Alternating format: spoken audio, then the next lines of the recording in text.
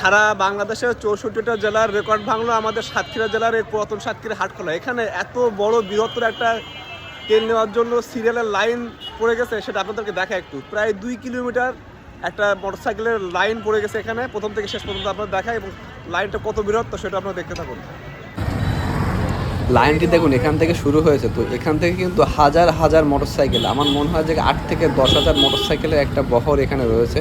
তো আলিয়া মাদ্রাসার কাছাকাছি এখান থেকে লাইনটি শুরু হয়েছে। তো এখন আস্তে আস্তে কিন্তু আমি চলে যাচ্ছি সয়ানি মসজিদ যেটা রয়েছে, সয়ানি মসজিদের টার্নিং পয়েন্টে। তো এখানে দেখেন অনেকেই কিন্তু বিরক্ত হয়ে গ্যাঞ্জামের সৃষ্টি করতেছে।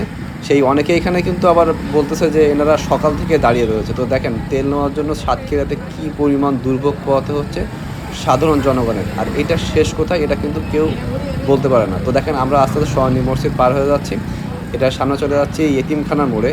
এতিমখানা মোড়ের কাছাকাছি প্রায় চলে আসছি। দেখেন এতিমখানা মোড়ের কাছাকাছি কিন্তু এখানে লোকজনটা আরও একটু বেশি আমরা লক্ষ্য করতে পারতেছি। তো সামনেই কিন্তু পেট্রোল পাম্প, যেটা পার হয়ে কিন্তু আর একটা সিরিয়াল রয়েছে আমরা দেখতে পাবো। তো আমরা কিন্তু অলরেডি চলে আসছি সাতক্ষীরা এতিমখানার যে 3 রাস্তার মোড়, সেই এতিমখানার 3 রাস্তার মোড়ে এখানে চলে আসছি। তো এখানে কিন্তু অলরেডি কিছু মানুষ গ্যাঞ্জাম করতেছে, কারণ লাইনের মাঝখানে কিছু মানুষ ঢুকে যাওয়াতে এখানে কিন্তু আমরা কিছু গ্যাঞ্জাম আমরা দেখতে পাচ্ছি। তো এর পরপরই কিন্তু পুরাতন সাতক্ষীরা পেট্রোল পাম্প, যেখানে মোটরসাইকেলের পাশাপাশি অনেকগুলো প্রাইভেট কার, ট্রাক সহ আরও অনেক কিছু রয়েছে, যেখানে বিপুল পরিমাণ জ্যামে পড়ে গেছে। এবং এখানে মানুষ কিন্তু সেই সকাল থেকে অধীর আগ্রহে বসে আছে তাদের সেই কাঙ্ক্ষিত সোনার হরিণ, কিছু পেট্রোল, কিছু অকটেন নেওয়ার জন্য। তো দেখেন সামান্য 200 টাকা থেকে 500 টাকা তেল নেওয়ার জন্য এখানে হাজারো মানুষের ঢল আমরা দেখতে পাচ্ছি। কী পরিমাণ মানুষের ভিড়, মানুষের দুর্ভোগটা কোথায় আসলে আমরা নিজেরাও জানি না।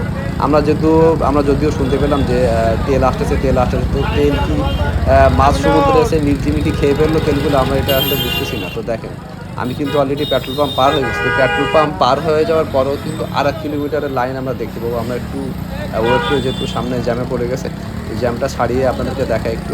দেন এখানে আমরা অলরেডি সেকেন্ড অফিসের মোড় পার হচ্ছি। সেকেন্ড অফিসের মোড় পার হওয়ার পরও কত বড় লাইন দেখেন এখানে।